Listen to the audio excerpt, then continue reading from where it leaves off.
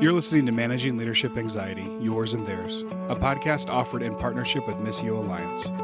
Each episode, we discuss internal and relational pressures, how they block effective leadership, and how we can move through them to a greater health. And now your host, Steve Cuss.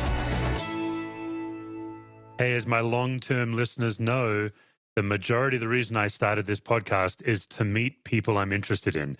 And man, today's guest is exactly that. I confess that I was not familiar with Mike Cosper before the now famous rise and fall of Mars Hill. But like many of you, that first episode just sucked me right in. I have a weird obsession with moral failures with pastors or with abuse. And I've actually been trying to figure out what is it about me that dives all in. So when Mars Hill was crumbling, I was reading everything I could. I was digging in. I don't think it's sensationalism. I don't think in me it's a TMZ situation. I think it's a holy fear. Like, oh my goodness, what about this is in me? Where are my blind spots? So when Mike published Rise and Fall of Mars Hill, my initial thought was, oh, I'd be really interested in this, but I'm familiar with it. And of course, Mike took us on a profound journey, one that was deeply moving to me, deeply educational for me, convicting. Not just the content, you know, the way Mike brought in so many stories and let people share their stories, but also the production value. Mike is fundamentally an artist, a creator, and that all came out in not just his voiceover work, but his musical choices and the way he put his episodes together. It was beautiful. And so I thought, wow, what a guy. I'd like to meet Mike one day. I had the pleasure of meeting Mike last fall when I was out in Kentucky. And Mike, welcome to Managing Leadership Anxiety. Thanks so much for coming on. Hey, thank you. That was a very kind introduction. And I've been so encouraged by your own work, and I'm really honored to be here. I've got my Calm Aware Present mug, full of coffee, ready to go. Very good. Looking forward to this conversation. Yeah, we like paradoxes around here. We give you a Calm Aware Present mug and recommend you put caffeine in it. That's how we roll in a nutshell. That's right. Yeah, and obviously, Mike, there's a lot that could be said. You have a deep background and a broad background, and it's almost unfair that most of us know you through this one thing, but that is where I'd like to begin with you. People may or may not be aware that there was a lot going on in your life and under the surface of your life leading up to the podcast. If I had to describe it in one word, I guess I would say grief. Mm-hmm. Would you maybe catch us up on what was going on in you before you started the show? Sure. Yeah, I mean, in a lot of ways, I came to the Mars Hill story because it was so familiar, because it was my story. I helped plant a church in 2000, pastored at the church for 15 years. I was the second person on staff, and it was a similar arc to kind of the Mars Hill story. We had this incredible season of just deep, rich friendships and relationships, and rapid growth. And then the culture of the church began to really transform, maybe 7-8 years in. And it was the kind of thing where it's like you get one little warning bell, and then another, and then another, and then another. And you wake up one day, and I remember waking up in 2012. I was actually on a vacation, and I called a guy who's been kind of a mentor, counselor of mine, and was just like, I don't want to even drive home. I really don't want to do it. And so that was the unraveling for me. It took about 3 years. My exit from the church was very unhealthy in terms of, externally, I think it was unhealthy. It looked fine, but my experience of it was very unhealthy. And we just lost a lot. We just lost a lot of relationships. I thought I'd be serving there for the rest of my life. That unfolded about 4 years of real uncertainty about what we were going to do. God was very kind. That was when I began podcasting full time. I was running a little studio and working with churches and nonprofits and, making podcasts, but it was also anything for a buck. So we were doing websites and all kinds of stuff. And then, the opportunity came to come to Christianity Today in 2020. And it was a resolution of a lot in a lot of ways, but there was a lot that had boiled up. And so in the counseling that I had gotten during those years, the word grief came up almost every single week. And it was like, you got to learn to grieve. You got to learn to, how are you going to grieve these things, And I just remember saying to my counselor one time, like, I don't know what the heck you're talking about. I don't know what this means. And about 4 months after I came to Christianity Today, Darren Patrick took his life.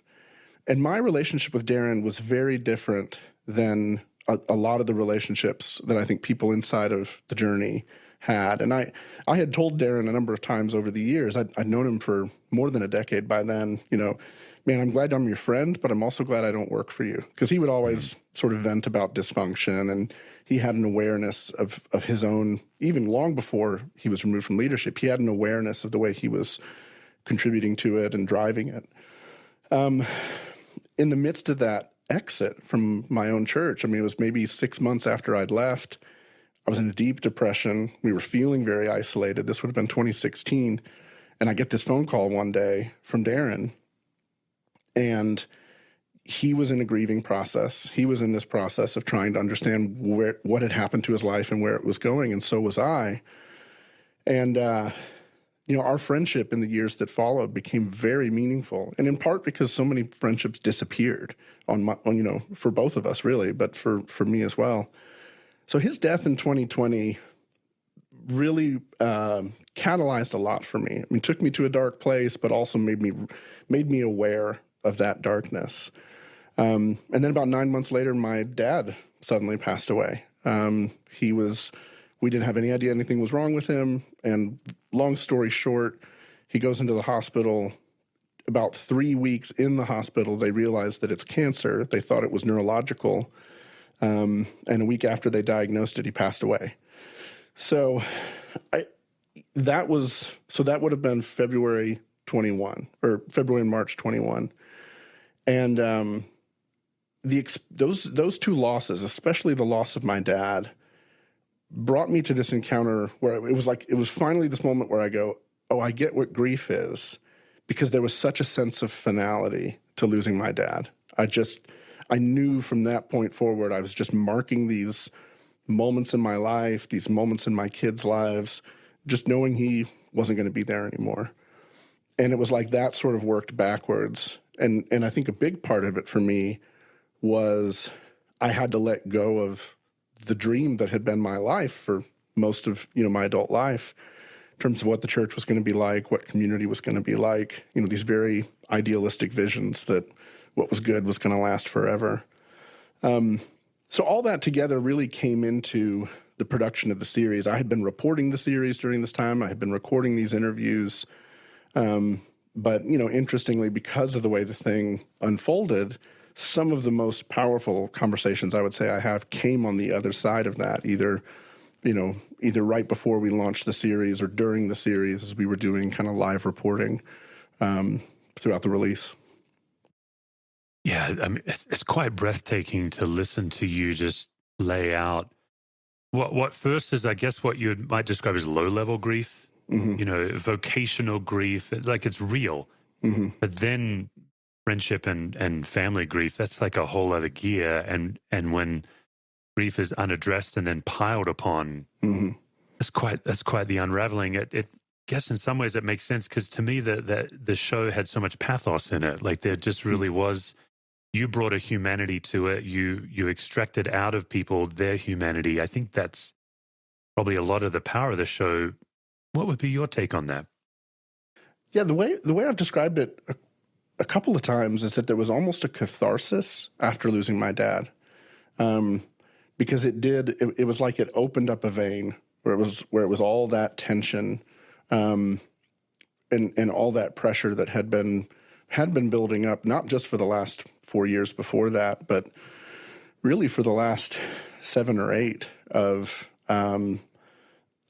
experiencing the transitions and friendships and all that came with it. And I think there was something to that catharsis that I think it was very transformative for me, and I think it certainly shaped the way we told the story.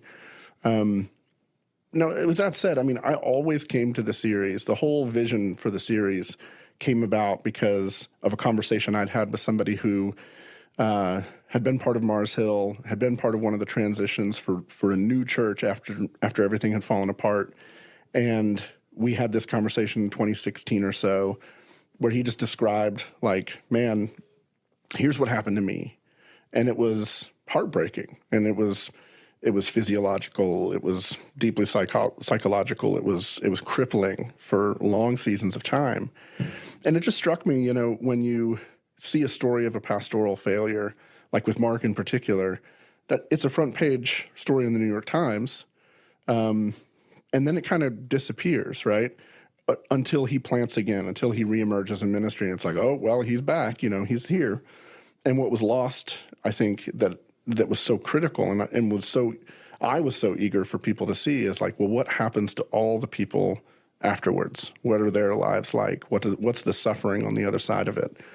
Because that just gets dismissed in this weird sort of blanket commentary, where people are just like, man, it was really tragic, but God just did so much through it. I mean, there's just so much good. And it's like, well, like let's make sure the whole picture is in before you say that, because that's a very wounding thing to say to a lot of people. Yeah, I think that raises the three, what I seem to notice is the three core responses to the show. Yeah, people like me that were just really grateful that someone was telling the story, telling it well, and exposing, like that. I would put myself in the camp of, let's expose all the ill health. Let's try to clean this house up and build something beautiful. The second camp I would describe as, for various reasons, believe it should not be told. Anything from do not touch the Lord's anointed to maybe being threatened. But let's assume good intent on those people's part. And then I think there was that third category too, Mike, that always also seems to show up that say, hey, Mike, you are re-traumatizing, or you're not platforming the right people in this story. Mm-hmm. Those seem to be the three general responses. Am I missing a core one in your opinion? Yeah, I would say in that second one, there's kind of two elements of it too, where it's the one that I've heard probably more often, and that's likely just because of the streams of social media and the people I'm hearing from. But that within that sort of anxiety about telling the story, there are people who would say, this is, you're attacking the church, you're attacking the Lord's anointed, the sort of the good outweighed the bad crowd. But then there's another crowd that's coming at it from this perspective of like, you would almost predictably, an episode would release, people would start talking about it on Twitter, and then someone would say, well, I just really hope, the next series Mike does tells the positive stories about all the good things that are happening in churches, elsewhere. And it was kind of this, there was a big blow up about this actually a couple of weeks ago on Twitter. And it's kind of the spirit of like, well, blame the media. The media is highlighting the wrong things. The media is telling the wrong kinds of stories. And it's a really funny thing to say about, my institution in particular, because if you actually go look at the volume of what we publish and the stories that are being told, we're telling, in many ways, far more positive, encouraging, hopefully resourcing kinds of stories and articles week to week. And yet people like you mentioned yourself, like people gravitate to these stories for a variety of reasons. And the reasons we heard more than anything else was, this was my story and I thought I was crazy. Because people who experience spiritually abusive leadership are made to feel crazy. So that, and I think that's the one that bothers me the most, to be honest with you. The people who are saying, oh, he's the Lord's anointed, it's kind of like, okay. And then, the people who are critical of kind of which angle we told and all of that, I understand. We chose the direction we chose for a reason. And like, man, if somebody wants to go in a different direction and tell the story another way, you're more than welcome to. But this idea that somehow it's the media's fault, or we have this desire to sort of scandalize or to tear down the church or whatever, from people who say, I'm very sympathetic, but that's the one that bothers me, because I feel like that's the response that perpetuates the thing. We shouldn't talk about these things because we're giving the church a bad name. And I just, that's the one I react to in the most unhealthy ways. It was also interesting in some of the middle episodes where you were struggling to hit deadlines. Like, I can't fathom, like, so much of this, Mike, was on, you put the whole thing on your own back. And so updating interviews and editing. And so, because I'm on Twitter, it was entertaining as you would announce, hey, we're delayed. I just think you must have the widest collection of memes of any human I know. People just memed you to death about being late or whatever on the show. Yeah, I'm really thankful for Eric Petrick, the executive producer that worked with me on it, because one of the things he understood and other people at CT understood is that normally a show like this has a very, very large team and a much longer runway in terms of the reporting. Part of what the main thing that contributed to that was that around the time we released the third episode, the floodgates opened on sources who had been telling us no for a year. Right. Lots of people were uncomfortable with telling their stories because they thought it was going to be one more kind of scandal-mongering gossip fest. And I think the third episode, third or maybe it was the fourth episode, I think we proved ourselves that we wanted to accurately describe why this place meant so much to people. And so the floodgates kind of opened at that point, and that was when it was like, okay, now how are we going to assimilate all these stories that are so vital? And Eric, in particular, was just like, we release the episodes when they're done, because there's no way to speed the process up. And the thing's going to have a long tail. People will listen when they come out. It's better to tell the best version of this story that we can, and to do it right. And the same thing went for sort of those last couple of episodes of the podcast, which were like Avengers length, 2.5 hour things, because he was the one who was pushing to say, tell the best version of the story you can and be as thorough as you can. And so, yeah, I mean, that's where, that's how it came about the way it did. It's why it took so much longer. We thought we'd be done in September, and we finished December 4th. So my anniversary, I'd promised my wife it will be done on our anniversary. And 3 a.m. on our anniversary, I posted the final episode. Oh, my goodness. Yeah. Well done for keeping your word there. I've got two more questions about Rise and Fall. And then, honestly, Mike, there's so much stuff I want to pick your brain on. But just briefly on these. The first one is, I don't see myself as a true artist. I do like to be creative, but I'm primarily a preacher. But I still do some form of public work. But just the platform is tiny. It's generally the local congregation. I find in myself a rabid defensiveness when someone picks apart, because it's like oftentimes what they're picking apart might be correct, but it gives me no credit for how hard it was to get this thing going in the first place. Does that make sense? Like, I'm like, oh, easy for you to not put yourself out there and not create this difficult thing. You just kind of poke a hole in it. I'm projecting onto you the scope of Rise and Fall and the size of the platform, one of the most downloaded podcasts in the world. What was it like for you, for so many people to come after you and pick like that? I have a thin skin. Is that true for you as well, or is your personality different? No, I think I'm wired in very similar ways. Part of what got me through it was a couple of things. One was I made the decision for one thing, to stop interacting on social media. So I was going to post stuff. I read more than I probably should. My commitment was like, I'm not going to read. I'm just going to post.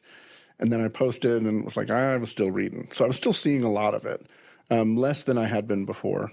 And that helped. I mean, because part of what I recognized was like, it didn't matter what I posted about. I could post about I posted one day about my kid's birthday, and people came after me about that. And it was like, man, I could post about, puppy dogs and ice cream, and somebody's going to have something negative to say about it. Why didn't you post about cats? Right. Yeah. Exactly. Yeah. You must be a cat hater. Yeah. And then long before, I mean, I'm not sure if you're familiar with the work of Jocko Willink, this Navy SEAL guy that does a really interesting guy, writes a lot about, or writes and talks about leadership. Navy SEAL, veteran of the war in Iraq. He led SEAL Team 3 and the Battle of Ramadi. And his leadership stuff is fantastic, because he speaks from a place with a ton of experience and authority. And he has this line that he says, two things you need to know is when something goes wrong, the proper response is always to say, good. Because when you recognize the mistake, it's like that's your learning moment. You understand the scope of the consequences. You can now be aware of it, adjust for it, whatever it is. And then the second thing is, as he said, when you receive criticism, you need to assume that it's true before you allow yourself to say that it's false. And so I think for a lot of it, I just kind of had to come back to saying, of the second one in particular, it was just kind of helpful to say, like, yeah, these criticisms are probably fair. Another person could probably do it and lean in that direction. These are the decisions we made, and I don't have to sort of fight that out in my head.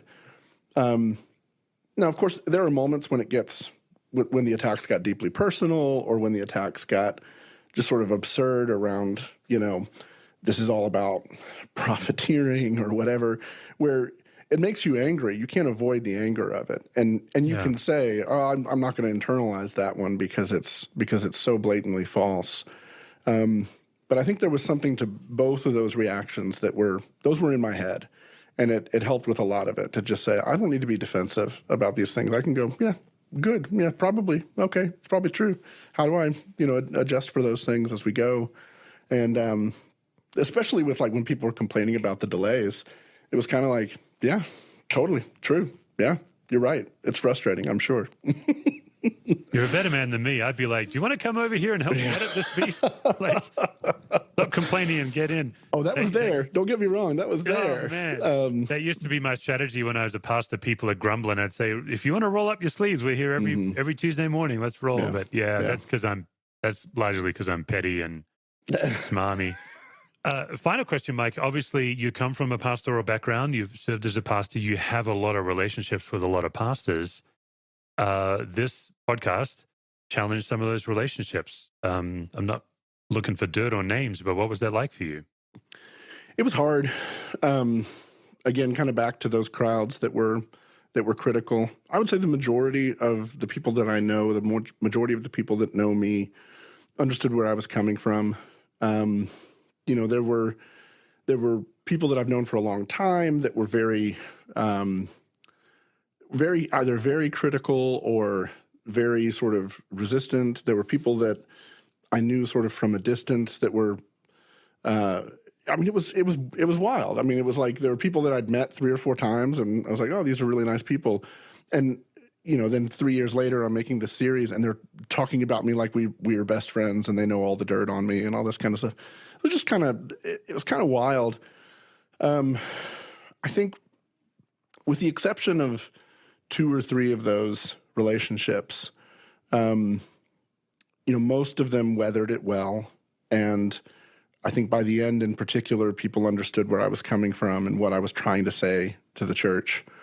Again, you're not going to please everybody. There are some folks that are still to this day very upset with me over it.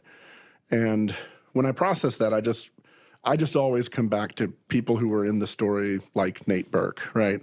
People in the story like Jen Smith, and these people who lived so close to the center of this thing, and their whole lives, their well-being, their mental health, their emotional health, like, were so profoundly disrupted by this experience that,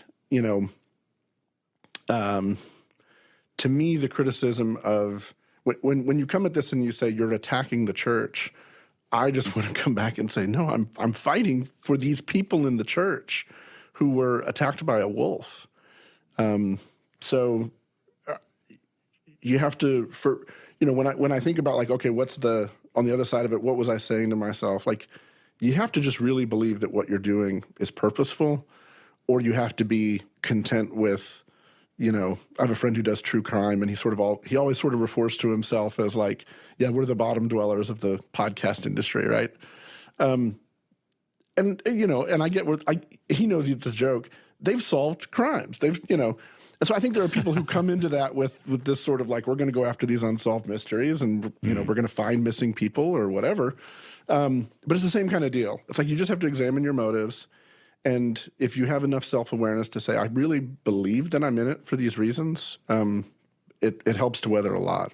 So, Well, I think, I kind of inferred it in the introduction. Like, for me, part of the joy of the podcast was the production choices.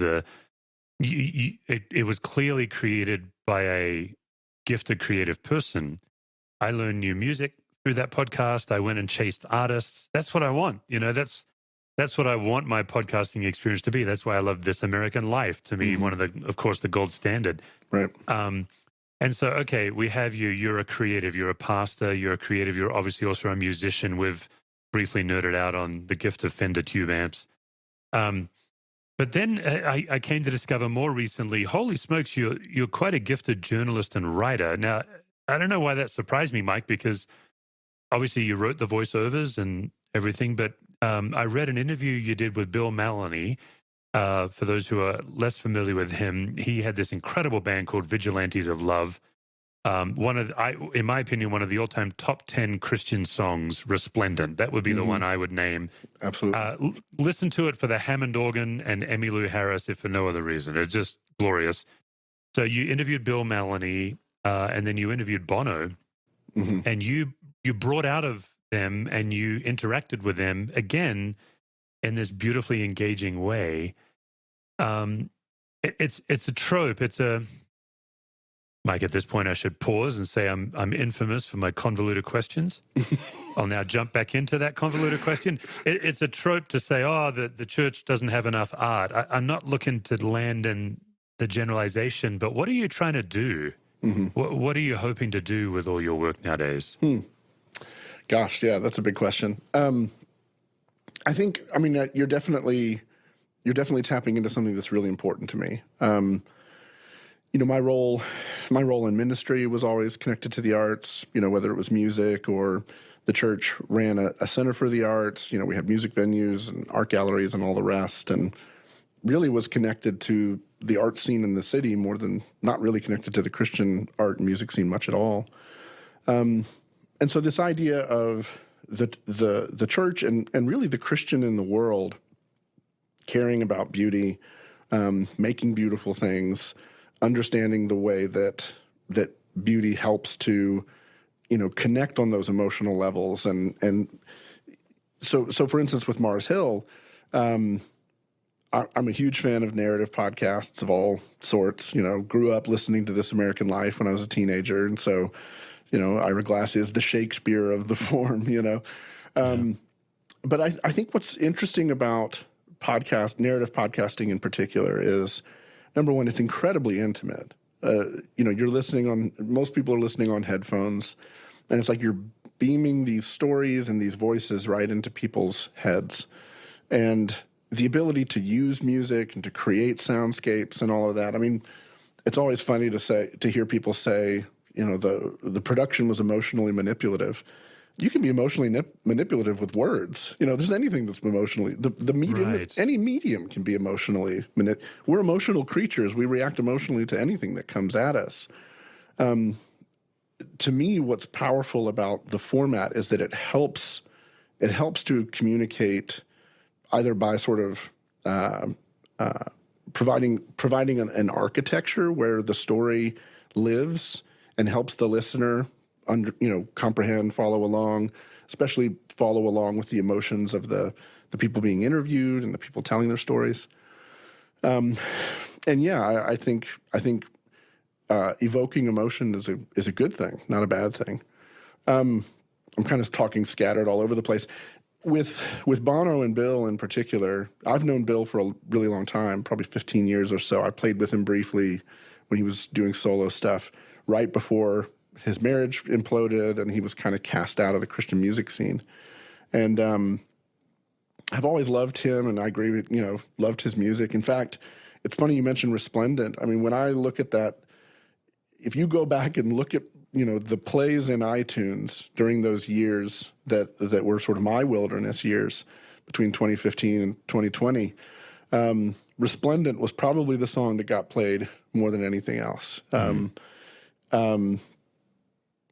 there's a line in that song where he says, "I will make you promises if you don't expect too much, and I'll run the distance if you please excuse my crutch."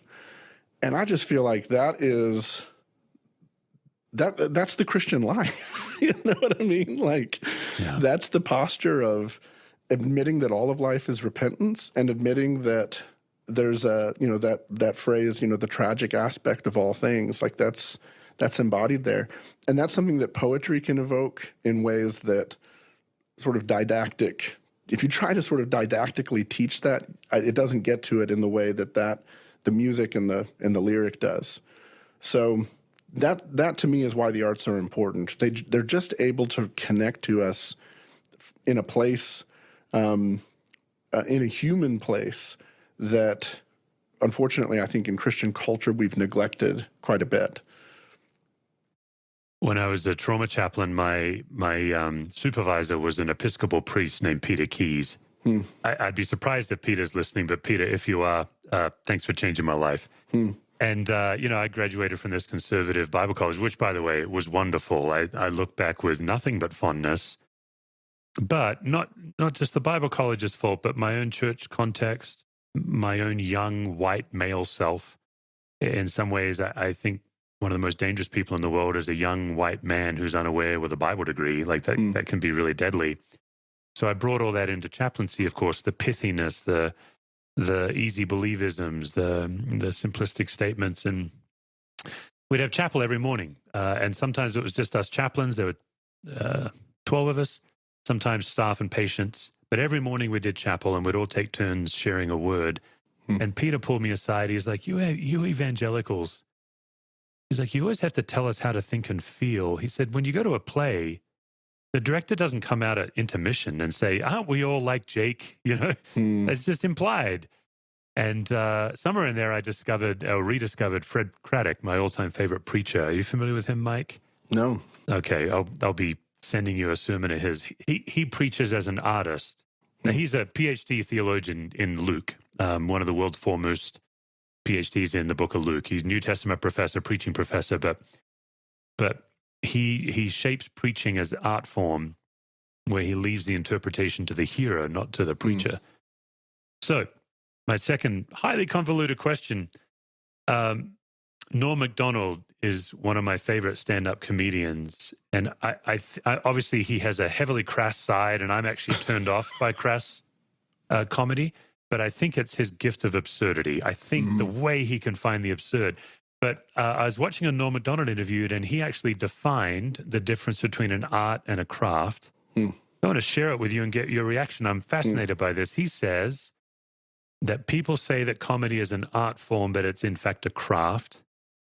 Because he says an art form, the artist allows the audience to determine the meaning. Famously, a U2 song. Hey, Bono, what does it mean? Well, what do you think it means? Whereas a craftsman or a craftswoman is intentionally creating an experience where everyone does exactly what the craftsperson wants them to do.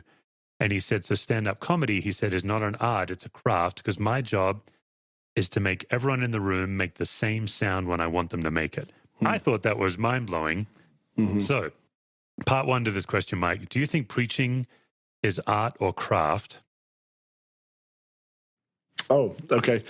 I was waiting for part two if it was a Hey, double. you're a better interviewer than me. No. My raw interviews are a hot mess. So, it's why we edit, man. Yeah, gosh, I don't know that I entirely would agree with Norm's approach. I'm a stand-up comic obsessive, and there's a couple of things that I think are interesting. Mark Maron talks about this a lot, actually. He says, the difference between a comic and a comedian is that a comic is somebody, they're primarily a performer, and the comic does things funny, and the comedian says funny things, right? And I think the best example of the differentiation is Chris Rock. The way Chris develops his stand-up sets is he'll go to the Comedy Store in L.A., and the way these things show up, like big comedians will just show up at the store Right. and they'll just inject him. It's like, hey, I need 15 minutes, you know, and they'll just throw him into the mix. And he'll go up at the store and people will freak out because it's Chris Rock. And he'll get up and he'll tell the jokes energy-wise like a 2 out of 10 with as little inflection, as little zip on them as possible. Because if the joke works like that, then he knows when he gets up in a bigger setting and he does what he can do, the do things funny, right? When he wants to really sell the joke, it's going to explode. It's going to take the roof off the place. And so it's interesting. I mean, he's one of those guys who really lives in both worlds. He's extremely precise with his words. That's Seinfeld's thing. Kind of that Gary Shandling school of like, can I boil it down? Can I boil it down? Can I get it tight? And there's something to preaching like that, right? Like, how can I, you know, Keller's the guy who's like, I am going to get this as lean and tight and crystal clear as possible. And then, you know, and then there are the comedians, whether it's like, or like Stephen Wright is definitely like probably the most specific example of that with these like one-line jokes, you know. The one that I was thinking about is he says, my friend got a trophy wife, but she wasn't first place. And you know, there's no fat there. You can't cut anything out of that phrase. But then you have a comedian like a Sam Kinison or Pryor was kind of this way, where they'll go up and they've got the joke, but then they sell it on this big level, and it's as much about the performance as the other. Norm, gosh, I could talk about this all day. I'll try to make this brief. Norm is a fascinating example because after he died, you know, when you watch Norm do these routines, he has all these little interesting verbal tics and, you know, he kind of, you know, will sort of stumble through things. And I always just assumed that was kind of part of the shtick, right? That he was just sort of, he puts on the persona and he goes and he does the jokes that way. And Seinfeld was talking about him after he died. And he says the thing people don't understand about Norm is that every one of those little hesitations, the sort of stammers or whatever, it was all planned. It was just pure technique for him. So anyway, all that to say, I think about preaching, it's probably the same way. There are guys who come at it, and there are guys who moralize it. I mean, I think you could listen to like a Mark Dever on preaching, and he would say the craft is what you do. The art, the performance is a violation because you're selling the truth rather than, you know, articulating it. And I don't agree with that. But I think you get both. I think you get people who kind of live on both sides of that spectrum, and they both have their tools. To me, part of it is just like, well, who are you as a person? I am not one who's going to get up and do, when I try to do the like energetic, I'm going to sell you the thing, that is not me. It doesn't work for me. Not you, yeah. What does work for me is to try and say, okay, have I got the concept mastered? Can I say it in a way that I'm relaxed and I'm clear? And so I would say with regard to preaching, I think you have to know a little bit about who you are. I think knowing that spectrum is important, is helpful. And I think some of the best preachers kind of oscillate back and forth into both worlds. So that's a long answer. No, wonderful. I'm with you. I could quickly turn this podcast into an analysis of comedians because it does feel like the purest form of terror when it comes to public speaking. And so I do marvel at him. I'm also thinking of Gary Goldman. He's economical with his words, and every word counts. And to be able to do that for 5 minutes or 15 minutes, Norm Macdonald's infamous or famous story about the serial killer, the 12-minute monologue where every moment is created. It's breathtaking to me.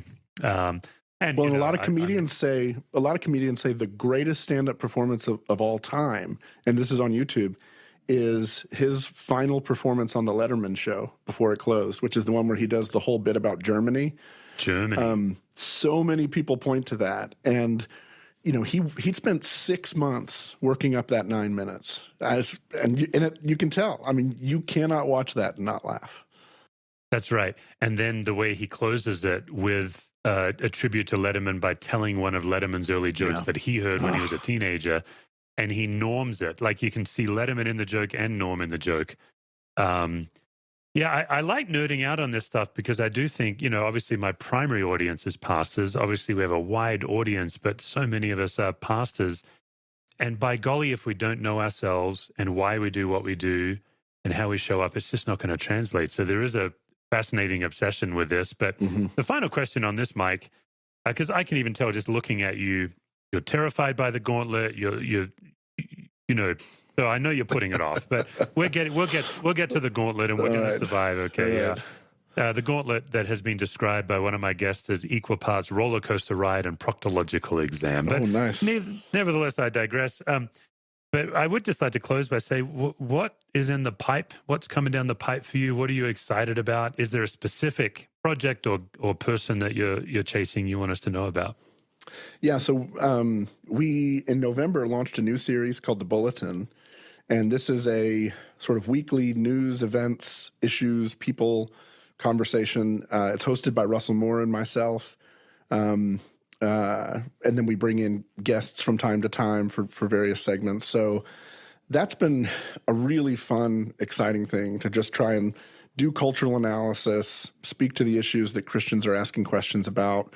This last week we had Derwin Gray on, a pastor who was a 7-year veteran of the NFL, to talk about, violence in the NFL. And what I loved about that conversation was, he was able to say, from a player's perspective, here's how much the game means to us. And when people talk about, the game is this, the game is that, we need to pull people away from it. He's like, talk to the players. The players are going to utterly disagree with everything that you're saying. And it was so funny because we had that conversation, and then the very next day, the young man who had that injury a few days before woke up, and he couldn't talk yet, but he could write. And the first thing he wrote down was the question, who won the game? Yeah, did we win? Did we win? That's what it was. And it just confirmed everything Derwin said. It's like, these guys, they're just built different, and there's a love and a passion in it. Anyway, those are the kind of conversations we're trying to have. What are the questions people are asking? How do we speak to those? And then I am already doing some initial reporting on like the next long form narrative series, but exactly how that takes shape, where it goes, could be a while until we have have it precisely nailed down. Yeah. Do you have a subject in mind that's public knowledge yet, or we're all waiting for that? It's not public knowledge quite yet. Okay. So, yeah. Okay.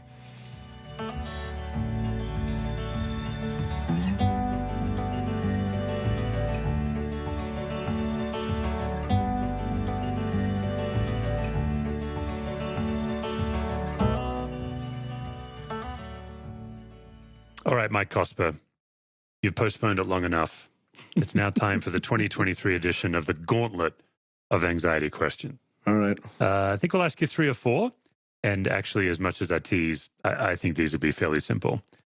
One of the things that generates anxiety in us is family of origin traits. We all inherit traits from our family of origin. Maybe you'd be willing to share one trait that you've inherited that is an asset in your life. Like, man, this really helps.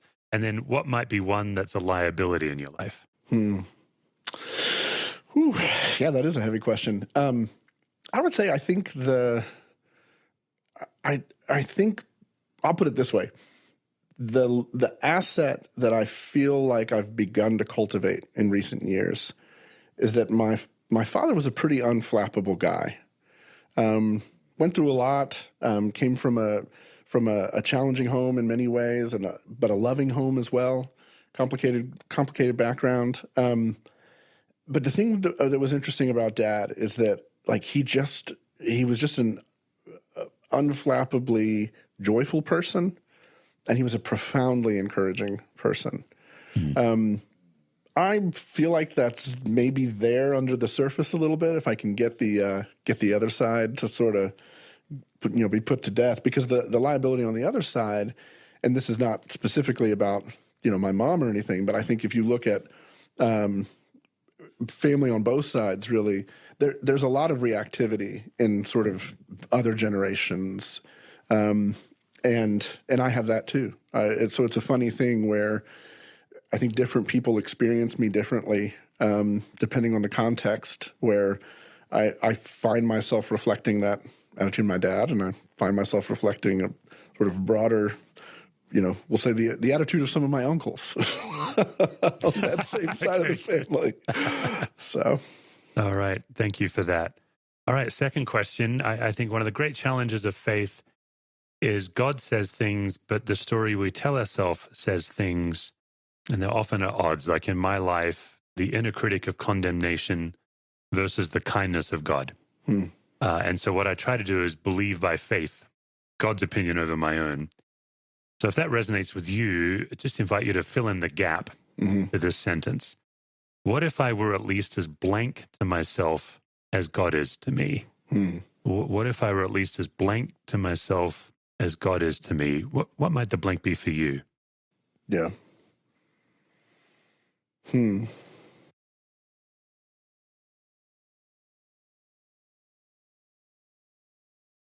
Dallas Willard long pause. Dallas Willard has this great phrase where he defines love as the will for good. I am not someone who necessarily looks to my future with like a will for good. I look to the future. That's probably the biggest expression of anxiety for me.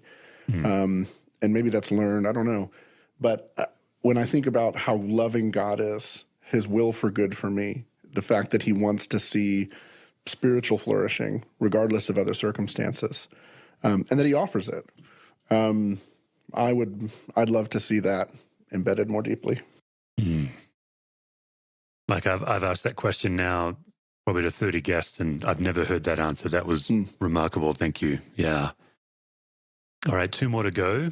The work I'm working on now is minding the gap between what we believe and what we experience. So it's related. And the 3 core gaps I think we have is I believe God loves me, but I don't feel it. I believe God is with me, but I don't see it. I just thought I'd be further along in my faith by now, those 3 gaps. Do you find yourself managing a gap between a core belief you hold and your daily experience? And what would it be? Yeah, the third one there, this idea that we're supposed to be further along, that's probably the biggest surprise of middle age. And there's comfort in the sense that I see it in my friends as well. I think we're all looking at it going, what's wrong with us? Did we have it seemed like our parents had it more together by this point. But then you talk to your parents or you talk to that generation and you realize that no, you just experience those years differently in terms of where they're at. Yeah. All right. So the final question, the antidote to anxiety is the experience of love. When recently have you felt most fully and completely loved? Oh, gosh.